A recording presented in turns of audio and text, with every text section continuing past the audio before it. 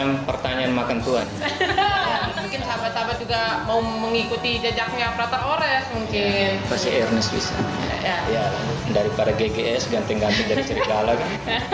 GGF ganteng-ganteng dari Frater. Mantap, GGF guys. Iya. Oke, kita next nih ke pertanyaan yang berikutnya dari Teresia Arista. Nah, ini pertanyaannya hampir mirip nih sebenarnya. Mungkin Frater ada mau menambahkan nanti.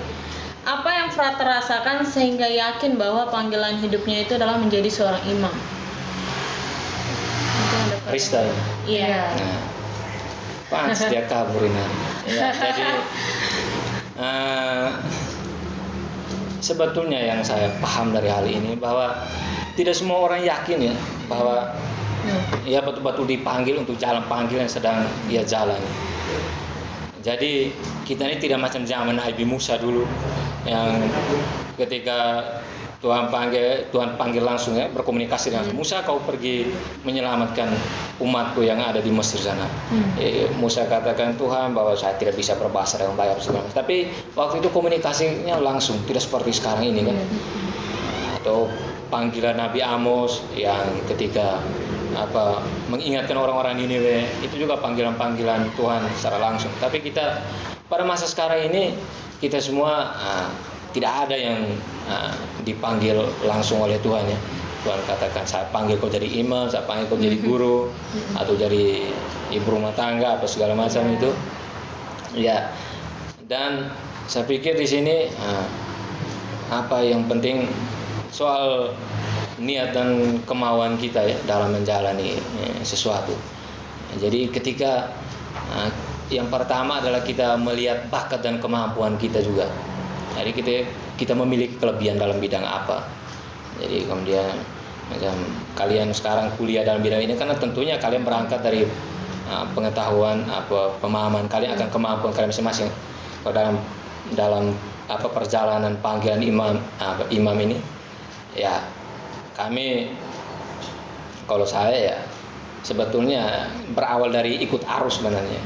Jadi proses terbentuknya itu ya di tengah jalan ketika dalam proses itu. Jadi soal kesadaran itu kadang muncul ketika kita berproses kan. Jadi tidak harus kita tahu dari awal, sadar dari awal.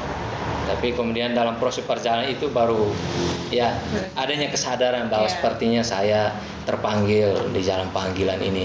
Dan kemudian bagaimana apa yang mesti saya lakukan itu yang paling penting. Niat dan keyakinan kita untuk terus berproses itu yang paling penting saya pikir ya. Jadi ketika kita tahu kita mungkin punya bakat dan kemampuan di bidang itu, tapi kita tinggalkan itu juga sama saja kan.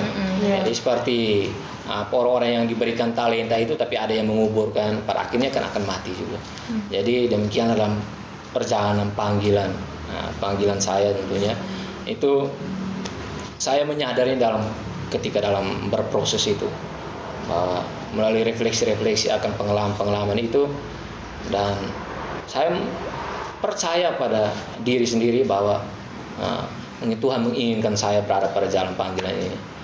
Sisa selanjutnya ya urusan Tuhan, mau panggil atau tidak ya itu pada akhirnya kita lihat saja nanti. Yang penting selama kita menikmati jalan panggilan itu teruskan. Jadi teruskan. Ya tidak ada jalan panggilan jalan mulus-mulus saja. Pasti selalu ada halangan, rintangan. Dan itu kita semua diajak untuk selalu bangkit. Orang yang jatuh itu harus bisa bangkit supaya bisa menjadi lebih baik lagi. Jadi tidak bisa terpasrah saja. Saya pikir seperti itu. Oke, nah itu tadi jawaban dari Frater. Nah, Frater tadi ada singgung rintangan-rintangan. Nah, coba ini dijawab juga ada pertanyaan yang masih nyambung ini dari @Yulis Stelhammer. Wah, susah sekali namanya ya, agak gimana membuat tidak. Ya, ini pertanyaan bisa diceritakan singkat, suka dan dukanya di masa-masa menjadi frater. Jadi bisa rintangannya juga diselipkan di dalam sana, suka dukanya di mana gitu. Bisa dijawab. Banyak sebetulnya. Ya. Yang paling berkesan gitu untuk frater. Yang pastinya selama menjadi frater. Jadi itu yang saya ingin tantangan yang paling saya alami ketika di seminari tinggi. Itu ya sudah saya jelaskan tadi rasa bosan. Iya, betul. Ya. Karena seminari tinggi kan kami bergulat dengan aturan yang sama, kehidupan harian yang sama saja, bertemu muka yang sama saja. Jadi kita bosan. Walaupun itu teman akrab, ya kita pasti akan mengalami kebosanan dengan bangun pagi yang jam yang sama. Ya, itu memang hal-hal seperti inilah, kebiasaan itu memang orang bisa karena biasa, tapi juga bosan. Bisa ya pada akhirnya bisa bosan juga. Tapi ya kembali kepada kita lah, seperti yang sudah saya katakan tadi, bahwa mengarahkan kebosanan itu pada kegiatan-kegiatan seperti apa. Ya, kegiatan-kegiatan yang menarik bakat melalui minat hobi kita. Dan juga yang kedua itu, ini pasti tentunya yang dialami oleh semua orang-orang dalam panggilan khusus, yang soal kesepian. Saya katakan yang jujur bahwa tidak ada yang bilang tidak kesepian. Kalian harus menyadari bahwa kesepian itu juga salah satu tantangan yang paling berat dirasakan oleh kaum berjubah. Dan kesepian yang saya maksudkan di sini efek ngantuk. Jadi jam siang. Dalam hal ini berkaitan dengan relasi dengan lawan jenis ya. Jadi kan kalian bisa bayangkan, mereka yang dari seminari menengah, dari SMP itu, sebetulnya yang saya katakan mereka menjalani sebuah proses biologis yang tidak normal. Karena kan kalau iya karena ketika kita usia-usia itu kan kita seharusnya bisa berelasi, harus membangun relasi kita dengan lawan jenis dari usia-usia itu sangat penting. Agar kemudian kedepannya itu juga yang saya pikir membangun pola pikir kita juga kedepannya ya, ketika berhadapan dengan lawan jenis itu seperti apa. Tapi itu jadi problem utama kami kaum berjubah. Bahkan akhirnya sampai di seminari tinggi atau menjadi imam tuh orang kadang salah mengartikan. Ketika cewek senyum saya, dia suka dengan saya. Padahal kan senyum maksudnya menyapa. Atau ketika main mata mungkin ada binatang kecil yang masuk. Ya, Kira mata dengan yang lain. Ya itu pokoknya pengalaman-pengalaman seperti itu ya yang dialami, dan saya pikir itu menjadi tantangan yang memang saya cukup berat bagi teman-teman. Dan saya pikir saya mengajak orang-orang muda, teman-teman kaum muda, orang muda Katolik, khususnya kaum hawa, bagaimana dalam hal ini kalian juga punya respect lah dalam hal ini, dalam arti kalian juga bisa membangun sebuah kehidupan sosial yang baik dengan mereka, para frater, seminaris. Jadi kalau mereka malu-malu ya, saya mengajak kalian kaum hawa ini mulai dulu aja baik. Artinya menciptakan komunikasi. Karena kadang mereka ya cool itu bukan karena ya bagaimana ini sok-sok cool sifatnya itu. Kalian jangan percaya itu untuk menutupi rasa malu, rasa takut, tegang berdiri berhadapan dengan cewek. Jadi berhadapan dengan lawan jenis. Jadi hal-hal seperti itulah saya pikir kalian mulailah anggap itu saudaramu, adikmu, kakakmu ya. Membangun relasi-relasi, membangun komunikasi yang baik. Dan itu sangat membantu mereka. Sangat membantu terutama dalam ketika menjadi imam nanti ya. Artinya kan ketika menjadi imam kan kita melayani bukannya laki-laki saja, dapat perempuan semua. Jadi kan dituntut dari seorang calon imam maupun imam tuh bagaimana harus berelasi yang ya istilahnya sama lah di semua. Jangan lebih condong ke laki-lakinya, ceweknya agak malu-malu ya. Itu kan benar. Ya dalam hal ini saya mengajak kita teman-teman orang muda ya, teman-teman dari kaum hawa ya. Mungkin baiknya kita memahami situasi seperti itu ya. Jadi kalau Anda mendukung, jangan dekat hanya untuk mau gaet. Supaya tergaet, kemudian orang punya anak jadi salah langkah dan kemudian batal menjadi calon. Jangan sampai. Itu jangan sampai. Tapi mungkin saja ada yang kemudian dia tidak dipanggil. Tapi yang pastinya saya berharap seperti itu, bahwa itu juga salah satu tantangan terberat, kesepian, membangun relasi dengan lawan jenis. Dan yang terakhir yang saya alami selama top ini, tantangan berat itu soal pola hidup rohani ya. Itu ketika di seminari tinggi kan kita dibiasakan pakai lonceng. Jadi lonceng ini kita tahu ini lonceng makan, loncengnya kita tahu ini lonceng jam 2. Di sini kan mana ada loncengnya. Jadi kan dari sinilah kita bisa melihat ini sebetulnya kita memaknai doa, kehidupan, kegiatan, aturan itu sebagai kewajiban atas mata atau sebagai sebuah kebutuhan bagi kita masing-masing kan. Jadi saya pikir itu kembali kepada pribadi masing-masing, dan ini menjadi tantangan terberat karena tidak ada yang mengatur lagi. Kalau di sini kan saya dengan Romo pastor paroki, Romo pembimbing top saya di sini, kami punya jam misa perayaan Ekaristi bersama tiap hari, pagi atau sore, tergantung waktu kita diatur bersama. Lalu kemudian dan bagusnya di sini hal yang sepertinya saya rasakan sebagai mengulang kembali di seminari tinggi itu soal ketika kami berkhotbah membagi renungan bersama itu kan, ketika ya itu juga menjadi proses pelajaran berharga bagi kami. Juga ketika di berdoa pribadi juga itu yang penting untuk diatur, itu juga berat ya. Tapi yang pastinya sejauh ini sudah bisa mengontrol itu dengan baik. Saya pikir 3 hal itu yang tantangan yang berat sejauh ini. Terus sukanya belum nih frater? Apa sukanya sama menjalani masa frater Oh ini? iya. Nah, benar ya, tadi macamnya duka semua ya. Iya. Jadi sukanya itu ya banyak juga tentunya. Kalau di kehidupan berkomunitas kan kita bisa berjumpa dengan berbagai merek teman dari berbagai daerah ya. Ada yang timur, ada yang Jawa, ada yang setengah Cina, ada yang mata besar ya. Kita berjumpa dengan semua jenis manusia. Ya, artinya kita punya banyak teman, relasi. Jadi ketika kita ke Jawa, kita tinggal telepon ini kan, walaupun kita belum bertemu keluarganya, panggil papa, mama. Nah, artinya seperti itulah kita, keuntungan kita dalam kehidupan berkomunitas. Lalu selain itu juga saya pikir hal yang positif yang sangat membahagiakan soal bagaimana kami mengatur kehidupan rohani itu yang secara baik ya. Tapi jarang sekali kalau di luar mungkin kocar. Jadi pasti yang agak malas-malas misa. Tapi kan di sana dengan sendirinya dalam perjalanan waktu kita sadar ya bahwa penting sekali Ekaristi, doa-doa pribadi seperti itu. Jadi dan juga kita mendapatkan banyak pengetahuan, walaupun banyak orang memanfaatkan seminari tinggi atau seminari menengah untuk mendapatkan pengetahuan, memang ya kita mendapatkan banyak pengetahuan berharga. Jadi kita bisa sharing bersama dengan teman-teman, dan juga kebahagiaan dalam panggilan ini ketika dalam melakukan pelayanan juga ya. Saya pikir itu ketika bertemu dengan umat dengan berbagai macam kekasannya masing-masing ya. Kita bertemu dengan beragam manusia di paroki atau dimanapun kita bertugas. Dan sampai sejauh ini kebahagiaan bagi saya bahwa selalu mendapat sambutan yang hangat dari semuanya dalam tugas dan pelayanan kita. Dan saya pikir itulah yang meneguhkan jalan panggilan kami ke depan. Itu dia tadi jawaban dari Frater Ores. Untuk menjawab pertanyaan dari @Julius Velhammer.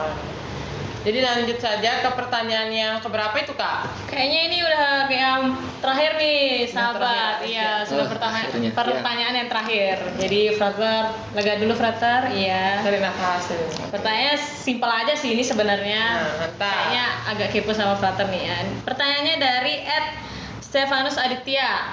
Ini pertanyaannya nih, sebelum berencana menjadi seorang imam, sebelum menentukan pilihannya menjadi seorang imam, Frater punya nggak cita-cita lain gitu?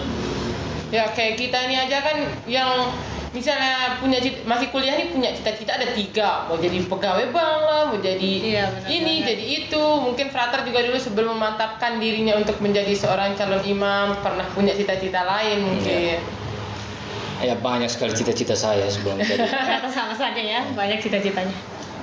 Pastinya menjadi guru, lalu jadi ya masuk terjun dalam dunia politik, pokoknya bayang-bayang seperti itu. Ya ada tambang-tambang politik khusus. Jadi yang pastinya jadi pernah jadi dokter, berharap jadi dokter. Mantap. Dan kemudian ya, tapi yang pasti setelah menjalani panggilan menjadi imam ya cita-cita yang lain tidak tergambarkan lagi ya. Sudah hilang gitu saja. Rasanya kita hanya fokus pada Tuhan saja untuk melayani Tuhan, menyerahkan diri seutuhnya. Dan juga kalau seandainya gagal ini misalnya saja nih. Jadi kan kita harus punya pikirkan ke depannya juga seperti apa kan. Nah, tapi saya belum punya soal harus jadi apa cita, tapi yang saya pikirkan adalah saya ingin melanjutkan kuliah lah. Untuk tambah SS yang lain, S2, S3 ya. Yang pastinya kita semacam ingin menikmati dunia pendidikan. Saya pikir seperti itu, saya salah satu minat hobi saya. Walaupun saya ketika dalam kebersamaan saya jarang sekali omong. Kalian pasti pernah mengalami ketika dulu bersama saya, hobinya hanya dengar saja orang ngomong, jarang saya. Kecuali dalam hal seperti ini ketika ditanya ya saya jawab. Jadi minat saya ya ingin masih ingin bergelut dalam dunia pendidikan, ingin menimba ilmu sebanyak-banyaknya, karena rasanya nikmat sekali ketika kita belajar itu. Ya, kita mendapatkan banyak hal-hal yang baik untuk kita seperti ini, kita bisa omong seperti ini. Kita tidak akan bisa omong ngalur ngidur seperti ini kalau tidak banyak membaca juga ya. Iya, jadi itu juga saya pikir juga tokoh inspiratif sekarang ini saya lihat Najwa Shihab itu mengajak kita semua juga untuk bagaimana rajin baca-baca buku itu. Tapi saya selalu berpikir bahwa kalau saya gagal misalkan ya, tapi saya akan melanjutkan ke jenjang pendidikan yang berikutnya seperti itu. Tapi ya jangan sejauh ini jangan sampai. Pokoknya ingin melanjutkan. Iya, harus bisa lanjut. Iya. Oke, itu tadi jawaban pertanyaan dari Stefanus Aditya. Jadi Frater kayaknya sudah rinci banget nih. Iya, menjawab semua pertanyaan dari sahabat-sahabat kita semua. Betul banget. Jadi sebelum kita, karena sudah last question nih, pertanyaan terakhir. Jadi sebelum kita mengakhiri perjumpaan kita bersama Frater hari ini, kayaknya ada baiknya nih Frater kasih pesan deh buat sahabat-sahabat OMK yang ada di rumah dalam menanggapi panggilan, apalagi kemarin doa Minggu Panggilan Sedunia ke-57 nih. Pesan saya untuk semua teman-teman kaum muda Katolik dimanapun kalian berada, ya, saya mengutip juga apa yang disampaikan oleh Paus Fransiskus ya kemarin, yang juga mengutip dari salah satu ayat dari kitab suci itu tentang kisah pemuda di Nain itu yang dibangkitkan Tuhan. Tidak salah Lukas bab 7 ayat berapa itu kan Tuhan katakan, hai pemuda, aku berkata kepadamu bangkitlah. Itu juga salah satu awal dari tulisan pesan Paus Fransiskus. Saya pikir bahwa ini saya mengajak orang-orang muda semua bangkitlah. Jadi bangkit ini bukan saja bangkit dari kematian fisik kita seperti Tuhan bangkitkan orang yang mati, tapi yang pasti banyak hal-hal mati ketika kita masih hidup, rohani, emosi, sosial dan lain sebagainya. Kehidupan rohani sebagai orang-orang muda Katolik, saya mengajak kalian lah untuk senantiasa aktif dalam kegiatan kehidupan menggereja. Harus terlibat aktif, sangat menyenangkan. Anda tidak bisa membayangkan itu selama Anda belum bergabung. Betul. Jadi bergabunglah bersama teman-teman yang terlibat aktif dalam kegiatan-kegiatan rohani. Bergabung karena ada banyak kegiatan-kegiatan menarik di sana. Dan kalian bisa memberikan ide-ide, gagasan, pikiran kalian di situ. Selain dari di tempat kuliah, kalian juga bisa berbagi pengetahuan kalian juga dalam wadah ini. Dan saya mengajak juga orang-orang muda untuk menjaga emosi dan juga menjalin bagaimana kehidupan sosial yang baik dalam kehidupan menggereja maupun juga terutama dalam kehidupan bersama dengan umat yang beragama lain, berkeyakinan lain.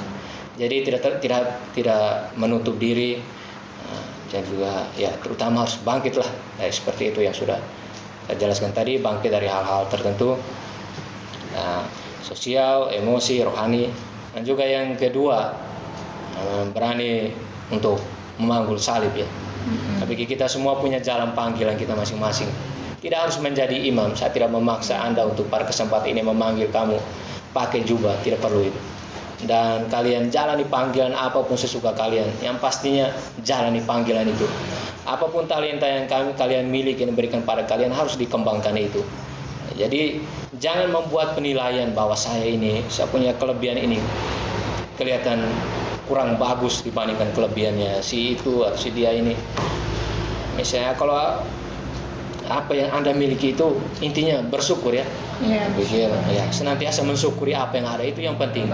Ketika kita belajar bersyukur, disitulah kita selalu mengandalkan Tuhan, dan ketika kita memanggul salib kita, maka sudah pasti kita tidak akan merasa lelah atau berbeban berat, karena Tuhan bilang, "Kuk yang kuberikan kepadamu ini ringan."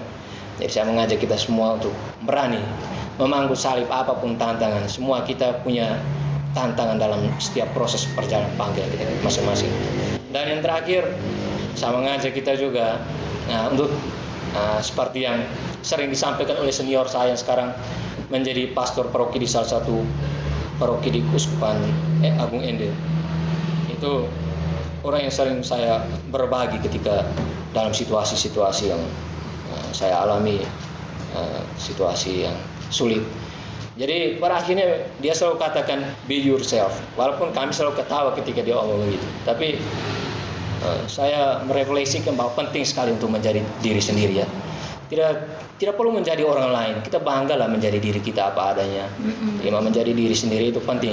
Karena kita akan berbahagia sekali ketika kita melakukan sesuatu dan berhasil dan orang memuji keberhasilan itu. Tapi karena diri kita sendiri, bukan karena kita meniru orang lain. Tapi itu penting sekali. Kalau kau orang Indonesia jangan paksa jadi orang Korea. Jadi ya, sekarang orang anak-anak muda. Tapi ya itu penting, hal-hal bahwa jati diri tidak terbantu dengan kita berdiri sendiri, tapi juga oleh pengaruh lingkungan luar tentunya. Jadi selektiflah memilih hal-hal yang baik untuk pengembangan jati diri kita. Tapi ketiga hal itu, saya mengajak kita bangkitlah, berani memanggul salib dan menjadi diri sendiri. Itu pesan saya. Oke, sahabat, itu tadi pesan dari Frater Ores tentang panggilan dalam rangka Doa Minggu Panggilan Sedunia ke-57. Bangkitlah, menjadi diri sendiri dan juga pastinya tetap bersyukur. Ya, oh iya Kak dan sahabat-sahabat di rumah. Di sini juga ada seorang Romo. Ayo Romo, mari bergabung bersama kami. Sini Romo, sini. Di situ. Samping Frater. Ya Romo. Nah, sahabat-sahabat OMK, ini adalah Romo Barto yang tadi sempat diceritakan sedikit oleh Frater Ores. Romo, bisa diperkenalkan dikit tentang diri Romo pada sahabat-sahabat OMK semua. Ya, nama saya Romo Bartolomeo Bere. Ya. Sudah usia 70 tahun. Pensiun sebenarnya. Tapi kenapa Bapak Usum angkatlah jadi pastor paroki di sini? Saya tidak tahu apa jalan Tuhan. Saya jalani saja bersama Frater ini. Iya, bersama Frater Ores. Ya, Romo mungkin ada pesan sedikit buat sahabat-sahabat OMK di rumah dalam menanggapi panggilannya, baik sebagai awam maupun sebagai imam nantinya.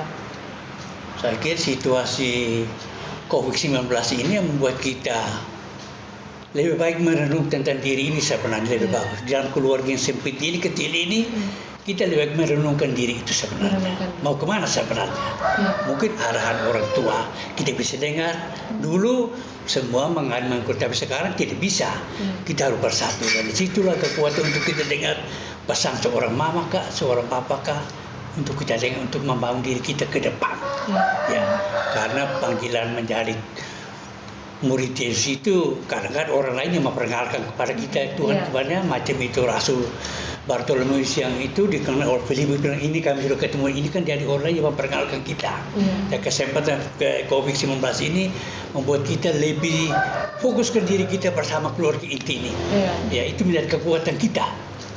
Karena panggilan ke depan itu sebenarnya punya akarnya dari keluarga ini juga. Kalau keluarga ini rajin berdoa ke apa-apa, ini membuat kita maju ke depan. Betul sekali. Ya. Jadi saya kira COVID-19 ini membuat kita memikirkan tentang nasib masa depan kita lebih baik ke depan, karena kita bersama orang tua kita yang kita percaya mati hidup bersama mereka. Betul sekali. Kita dengar mereka. Ya, mungkin lain dengan pastor paroki dan sekarang live stream ke apa itu semua itu macam rasanya seperti apa bisa macam, tapi inilah keadaan. Iya, betul sekali. Keadaan. Itu dia tadi pesan dari Romo Barto. Jadi supaya kita lebih mendengarkan keluarga kita dan lebih merenungkan diri kita di rumah. Betul. Ya. Oke, karena sudah the last question juga tadi, pesan-pesan sudah disampaikan oleh Frater dan juga Romo Barto di sini. kita mungkin sama-sama mengucapkan nih, kemarin kan sempat dengar ada berita duka duka. cita dari Romo kita, kebetulan Romo beliau Yomi. adalah ketua komisi Kepemudaan. Kepemudaan Denpasar. Iya. Ya, kami dari perwakilan OMK Mataram dan juga perwakilan dari Komisi Kepemudaan Mataram mengucapkan turut berduka cita atas meninggalnya Romo Yomi yang telah berpulang tanggal 4 April 2020. 4 Mei 2020. Maaf teman-teman.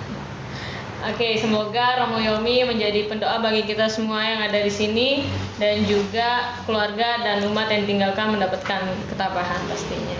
Amin. Oke, Frater, Romo, Terima kasih buat udah meluangkan waktunya Iya. untuk kita di sini. Oke. dan terima kasih juga untuk sahabat-sahabat semua yang ada di rumah yang sudah memberikan pertanyaannya kepada Frater Ores. Semoga terjawab sudah rasa penasaran teman-teman semua yang ada di rumah ya. Ya, betul sekali. Oke, sampai di sini dulu video kita kali ini. Sampai ketemu di next konten kita selanjutnya. Ya, benar sekali. Oke, see you See you. semuanya.